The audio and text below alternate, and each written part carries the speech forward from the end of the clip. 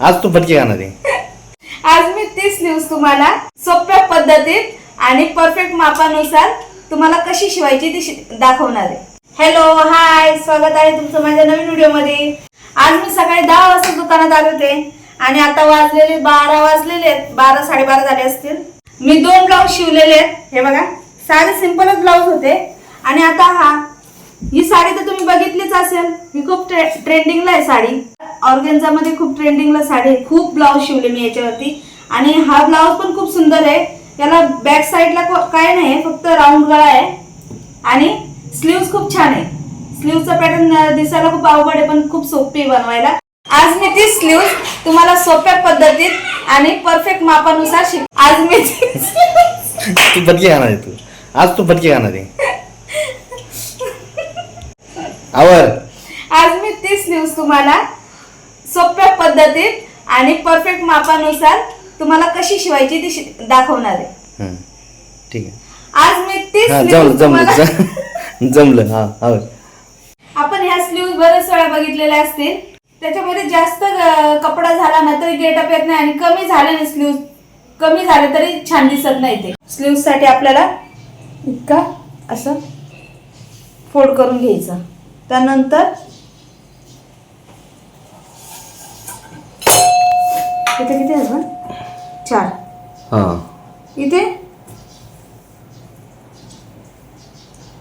4 bye 4 असं 10 inch असं 4 इंचाची अशी मार्किंग करून घ्यायची. त्यानंतर अशी का 11 घेऊ का 10 घेऊ? 11 घे. हा घ्या. काहीतरी चुकतंय, 11.5 घे. अजून काहीतरी चुकतंय. बरोबर आहे, घे 11.5.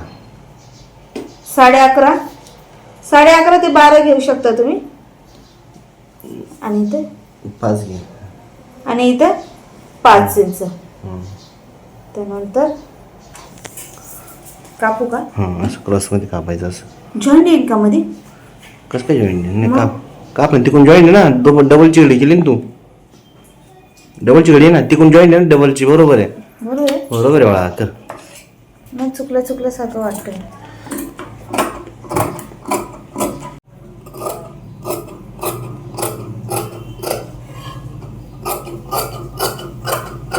जी रुंद बाजू आहे अशी, ती आपल्याला अशी या पद्धतीने फोल्ड करून घ्यायची.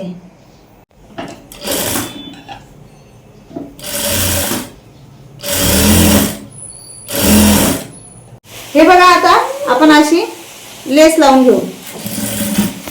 जी मोठी बाजू आहे तिथे आपल्याला फोल्ड करून अशी लेस लावून घ्यायची.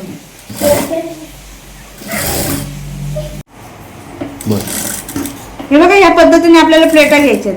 अर्धा इंची प्लेट घ्यायच्यात अशा पद्धतीने.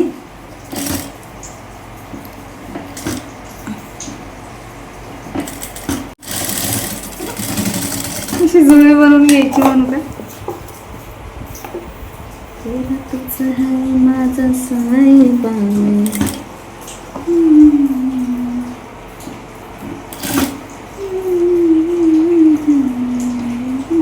आपल्याला आधी स्लीव्हजला इथे मार्किंग करून घ्यायची. अशी या पद्धतीने मार्किंग करून घ्यायची. त्यानंतर आपल्याला इकडनं अशी लेस ठेवायची, जी आपण लेस लावलेली आहे स्लीव्हजला वरच्या.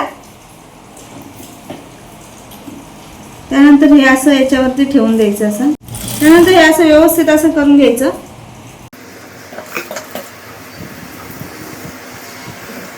हे जे आपण सेंटर घेतलेलं त्याचं, त्यानंतर सेंटर वरती आलं पाहिजे त्यासाठी आपल्याला छोट्या छोट्या परत अशा पद्धतीने प्लेट्स घ्यायचे, म्हणजे ते व्यवस्थित सेंटर वरती येतं.